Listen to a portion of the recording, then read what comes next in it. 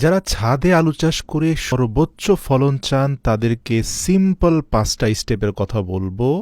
আপনাকে বড় কোনো ড্রাম কিনতে হবে না, সাধারণ প্লাস্টিকের ব্যাগ দিয়ে কাজ হয়ে যাবে।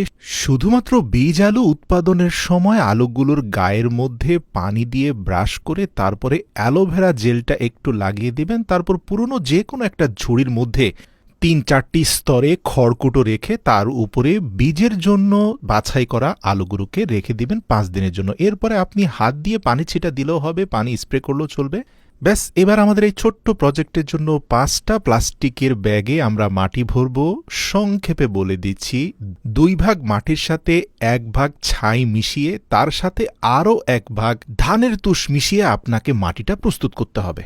সর্বোচ্চ ফলন পেতে ফেলে দেওয়া একটা প্লাস্টিকের বোতলের উপরিভাগ এবং নিম্নভাগ ভিডিওতে দেখানো পদ্ধতিতে কেটে বস্তার উপরে প্লেস করে ঠিক এভাবে বস্তার মুখটা শক্তপোক্ত কোনো তার দিয়ে বেঁধে দিন।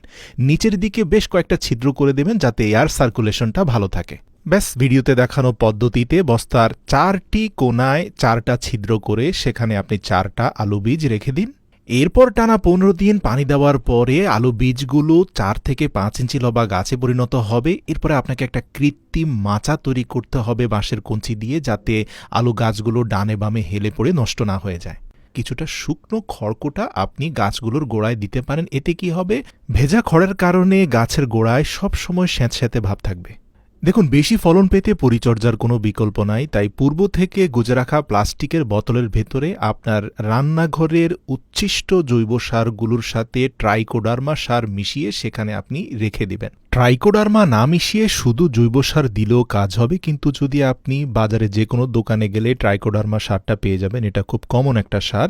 তবে হ্যাঁ, ট্রাইকোডার্মা মিশ্রিত জৈব সার ব্যবহার করলে গাছের বয়স ৫০ দিন হওয়ার পরেই ব্যবহার করতে হবে। এছাড়াও ছত্রাকের কারণে আলু গাছের কাণ্ড পচে যাওয়া অথবা পাতা কুঁকড়ে যাওয়ার সমস্যা দেখা দিলে প্রিয় দর্শক, আপনাকে অবশ্যই কীটনাশক ব্যবহার করতে হবে।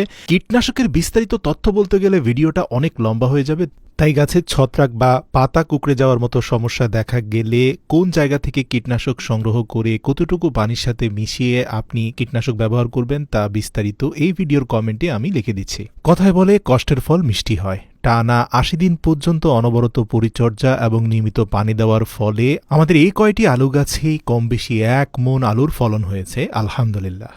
ভিডিওর শেষে বোনাস টিপস হিসাবে বলে দিচ্ছি, আপনি চাইলে এই একই প্রক্রিয়ায় মিষ্টি আলুর চাষও করতে পারেন, তবে সেখানে আপনি বাড়তি কিছু অ্যাডভান্টেজ পাবেন।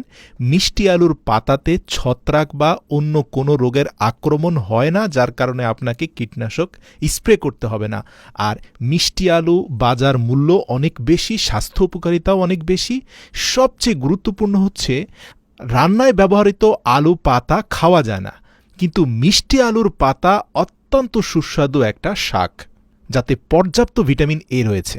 যেহেতু এই পুরো ভিডিওতে বর্ণিত গোল আলু চাষের পুরো প্রক্রিয়াটা অনুসরণ করেই আপনি মিষ্টি আলুর চাষ করবেন, তাই শুধু পার্থক্যগুলো একদম সংক্ষেপে বলে দিচ্ছি। মিষ্টি আলুর বীজটা কিন্তু মিষ্টি আলু গাছের পরিপক্ক কাণ্ড থেকেই নিতে হয়। ভিডিওতে দেখানো পদ্ধতিতে উপযুক্ত কাণ্ডকে গোড়া থেকে কেটে পাতাগুলো সরিয়ে দিয়ে ৪ থেকে ১২ ঘন্টা লবণ মিশ্রিত পানিতে ভিজিয়ে রাখবেন।